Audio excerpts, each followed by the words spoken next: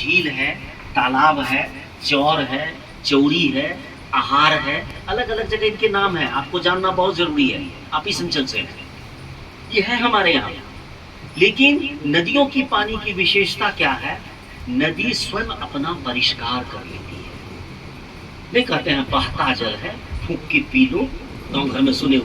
बहता जल का मतलब ये साइंटिफिक थ्योरी है, वैज्ञानिक कारण है कि जल में अगर गति आ जाए और तेज गति से अगर जल बहती है, पानी अगर तेज गति से बहता है तो उसमें क्या हो जाएगा? उसमें फर्मेंटेशन की क्रिया होती है, उसमें म्यूटेशन की क्रिया होती है, उसका निगुलियर आपस में जो है वो टकराता है और उससे वो पानी जो है स्वयं परिष्कृत हो जाता है। नदी केवल स्वयं के जल का परिष्कार नहीं करती है, नदी जिन खेतों में जाती है, बाढ़ सुना होगा आपने? जी सर। बाढ़ क्या है, अच्छी है या बुरी बात है? बुरी बात। अच्छी भी है बुरी भी है।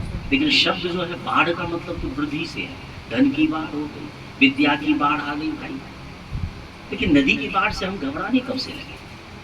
तो जो नदी बाढ़ नहीं लाती है, भारतीय परंपरा में उस नदी को बांझ कहा गया है।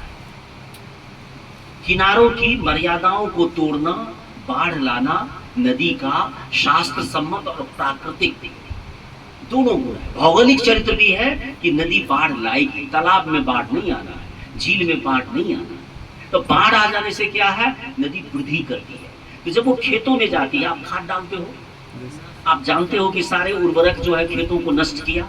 जिस खेत में बाढ़ का पानी जाएगा, उस सारे गंदे उर्वरक को नदी का पानी, बाढ़ का पानी बहा करके अपने पेटी में ले आता है और फिर सारी गंदगी को समुद्र की तरफ लेकर के वो चला जाता है। तो इससे पता चलता है कि नदियां हमारे लिए कितना महत्वपूर्ण है। लेकिन भारत में आज तो आप यूट्यूब और क्या क्या गूगल और ग्रोक, AI सब देख रहे हैं। कभी आप सर्च करके देखना कि भारत में कितनी नदियां हैं।